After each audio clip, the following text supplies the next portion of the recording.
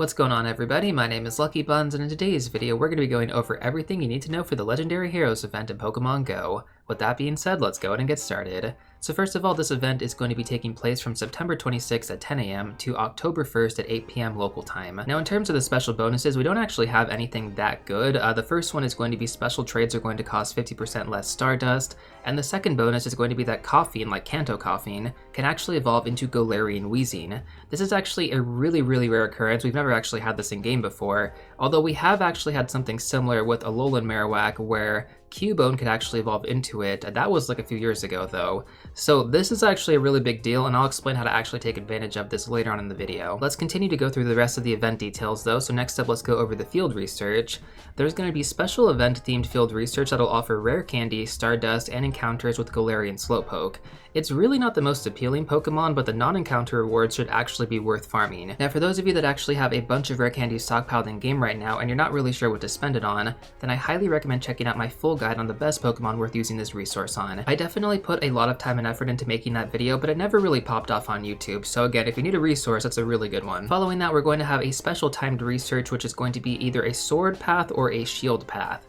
Depending on which path you actually pick, your timed research, encounters, and collection challenges are going to vary. For example, we're actually going to be getting special incense spawns during this event depending on which path you guys actually pick. So if you decide to go with the sword path, you're going to get encounters with Seedot, Scraggy, Gothita, Dino, Swirlix, and Passimian. If you decide to go with the shield path though, you're going to get encounters with Larvitar, Lotad, Croagunk, Solosis, Spritzee, and Oranguru. I will be covering the pros and cons of each path later on in this video when I cover the best Pokemon to focus on during this event. Next up, let's go over the wild encounters. So you're going to have access to Galarian Ponyta, Koffing, Galarian Darumaka, Grookey, Scorbunny, Sobble, and Skwovet. And then following that from the 1-star raids, you're going to have access to Galarian Ponyta, Galarian Darumaka, Gumi, and Jangmo-O, and then from 3-star raids you're going to have access to Turtonator and Drampa. Next up, let's take a look at the Legendary and Mega Raid rotation. So from September 26th to October 4th, we're going to have Zacian in its hero form available, which actually hasn't been in rotation for a very long time.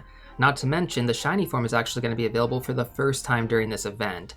So Zacian also has a crowned sword form that has actually not been released in Pokemon GO yet, and that's going to be even more meta relevant. To be completely honest with you, I don't expect this version of Zacian to be released anytime soon. We might get it during the Galar Tour or maybe during a Go Fest a few years from now. For this season though, you can definitely take advantage of the hero form because it's actually going to be meta relevant in the Open Master League, currently ranking at number 37. And for those of you guys that are actually main series Pokemon players, this is the first time that Zacian is going to be available in its shiny form in pretty much all Pokemon games outside of like exclusive events.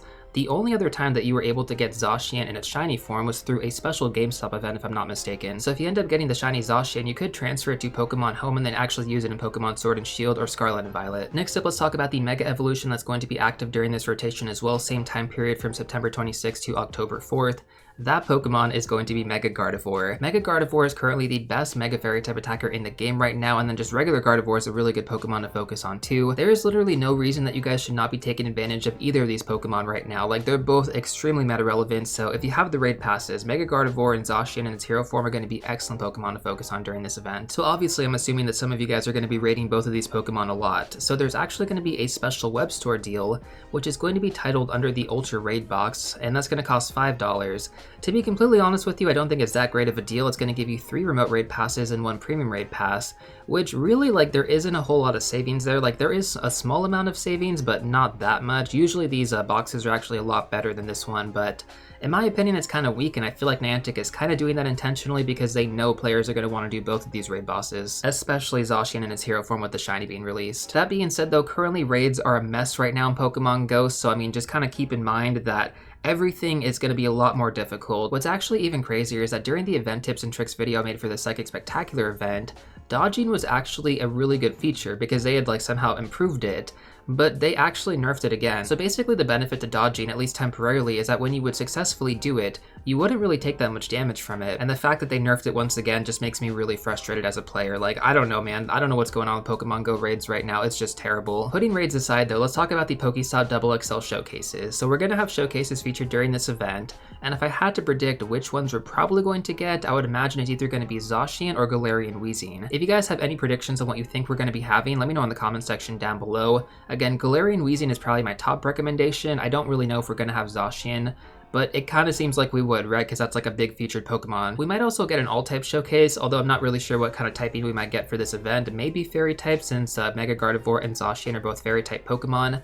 They actually changed the structure of these all-type showcases as well, so like the ranking system is a lot different now, to where like no matter what double XL Pokemon you have, it's going to be an individual ranking on that Pokemon alone, combined with the overall ranking. So basically what that means in simple terms is that if you have a double XL Pokemon of that respective typing, I mean, you have a good chance of actually getting first or even second place, which means you can get some really good rewards if you end up winning multiple showcases, or even just one. Like one first place gets you a nice amount of rewards. So even if you're a more casual player, I do strongly recommend participating in these, especially with the rework. Now before this event actually starts, on September 24th at 6 p.m. local time, we're going to have a spotlight hour for Machop with a special bonus of 2x catch candy.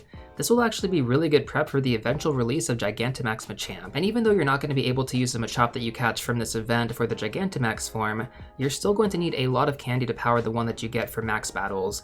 So I've received quite a few comments from people who didn't actually prioritize the Kanto starter Pokemon candy just in general, and they regretted it so much. So this is your opportunity to get ahead of the game for Machamp. On top of that though, there's actually a few other reasons to focus on Machop during this spotlight hour as well. The first one is going to be the cheap trade evolution discount you're going to get from it. The first evolution from Machop to Machoke is going to cost you 25 candy like normal, but the evolution from Machop to Machamp will be free instead of 100 candy if you do the trade evolution. Machamp is also going to be a great budget rate attacker to focus on for the fighting type category. If you end up catching a bunch of high level Machop in the wild, you can just catch and evolve them and create a great fighting type raid team for yourself. And then even looking at PvP, Machamp and Machoke are also going to be great Pokemon for the Open Great League meta right now, but they will require legacy movesets. Machamp is going to need Karate Chop and Machoke is going to need Cross Chop.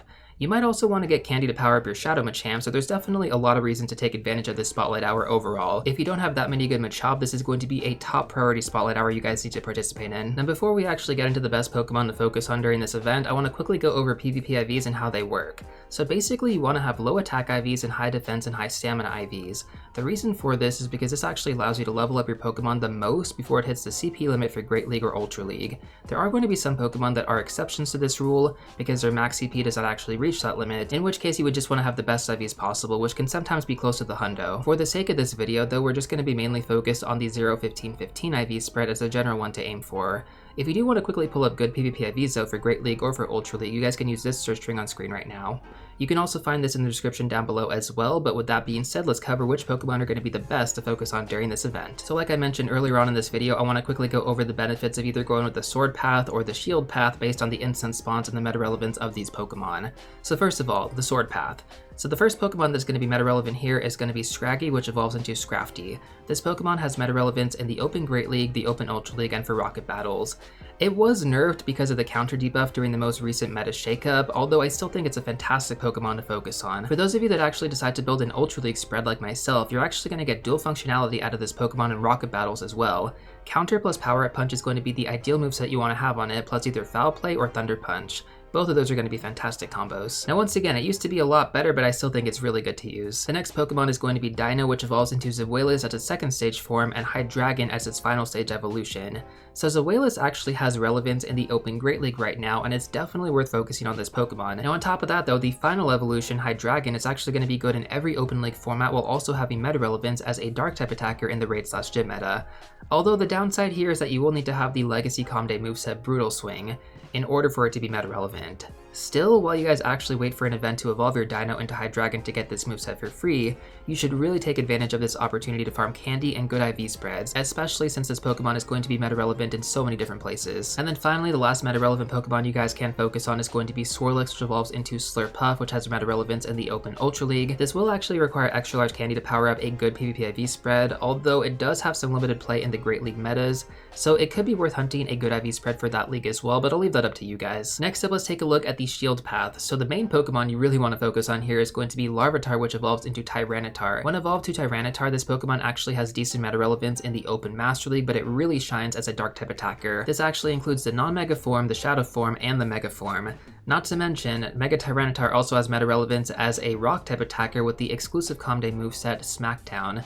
This is going to be a fast move too, by the way. Now, Mega Tyranitar has actually been featured a few times over the past few months, so hopefully some of you guys were able to get the energy for it. Either way though, this is going to be a great opportunity for those of you guys who haven't either gotten a good IV spread or enough candy for this Pokemon. The next Pokemon we're going to talk about is going to be Oranguru, which has meta relevance in the Open Great League and the Open Ultra League format. Thanks to a double buff from the most recent meta shakeup, Oranguru is actually a must-have Pokemon to counter the #1 Great League Pokemon, Clodsire.